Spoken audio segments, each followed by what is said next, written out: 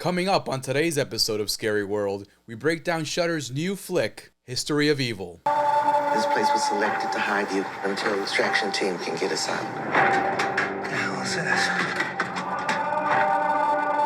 Stay tuned.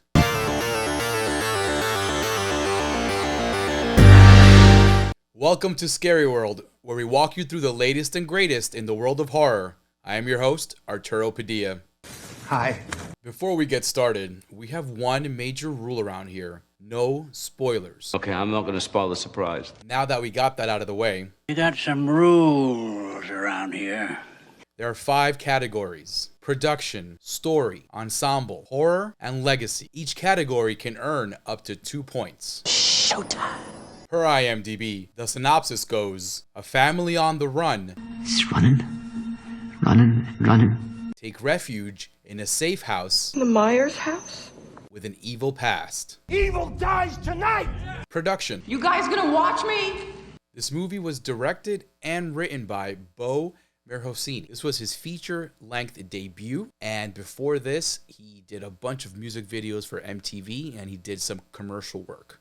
So this was his most prominent work to date. That being said, he needs some help, folks. Have you seen any of these political terrorists?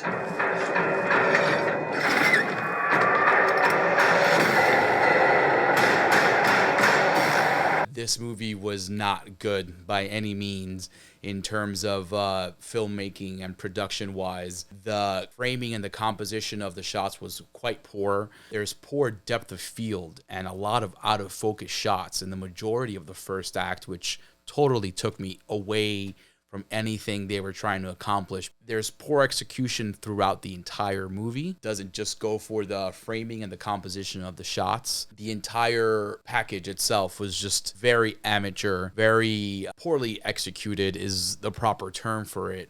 I know it's his feature-length debut, but a little bit more of a flair could have been added to this movie. Being that he came from the world of music videos, I expected a little bit more style, a little bit more pizzazz, if you will, in these shots, and we don't get any of that. It looks very boring to the eye. The shots, as mentioned before, are not that well composed, so it's difficult for the viewer to just maintain a focus, pun intended. And for that, this movie gets 0 for production. Story. Second act needs work. The story and the script was written by Bo Merhosini, the director. As mentioned in the previous section, this is his first feature-length debut, meaning this is his first full-length script. He's worked on shorts before, but nothing of this magnitude and size. And it shows. It shows a lot. The story is not very good at all. It was slow. It was boring. It was a chore to get through, which is unfortunate. I don't like saying that about films because I know how much work it takes to make these movies, regardless of how good I feel they are. But it was a chore to get through this movie. It's a short one, too. It's under 90 minutes, I think. But even then, the pacing was just so bad that it felt so long. I felt over 2 hours. It was not good. It's not a good look. The script and the dialogue itself was poorly executed. All the acts fall flat. There's nothing really to entice you, to want you to come back to the next frame to see what happens. It's very poor writing. And again, this is his feature debut, so you can't really knock him too much, but the story is just not that great. There are elements of The Shining in there. There are elements and inspiration taken from Amityville Horror, but doesn't even come close to the execution of those films. The idea that the director had in mind isn't really as good as those he was inspired from. And for that, this movie gets a 0 for story. Ensemble. The characters in this story are not good. I say we take our chances and get out of here. Nobody's going outside. Stop talking to me like I'm a child. Simply put, the characters are poorly developed. They're poorly written. There are poor dynamics amongst all of the written characters in this script. There's no chemistry at all. Everything just feels very off. I'm not sure if that's the direction or if that's the script, but it's the same person responsible for both. So it's not a good look. The only real plus that I can say about this production is the actors do their best with the materials. You can't put the fault on the actors because they're given this material and they are doing their best with it, depending on what they're directed to do, right?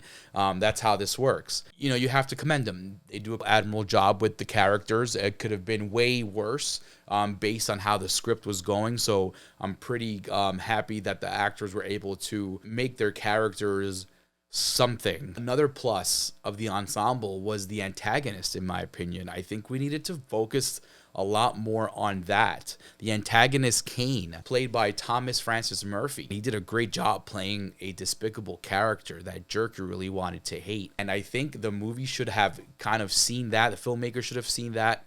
And they should have focused on that dynamic he had with our other main character. For Ensemble, this movie gets a 1. Horror. This ain't a scary place, Ellie. There was no blood in this movie. There was no gore in this movie. This movie was not scary, but it did have a handful of kills. Which brightened up my day as a big gore fanatic. The kills actually looked good. Unfortunately, they weren't as impactful as I would have liked them to be. I wish they would have focused a little bit on those kills and really did a little bit more impactful work behind the practical effects used for those kills. As mentioned, there wasn't any blood that I can remember in those kill scenes, but I do remember the kills because they were just very well executed. The kills could have been more impactful if they would have thought to maybe brought a little bit of that, bloody good stuff in there. They chose to not do that. I'm not sure if that was a budget choice or a directorial choice, but it was a poor choice nonetheless.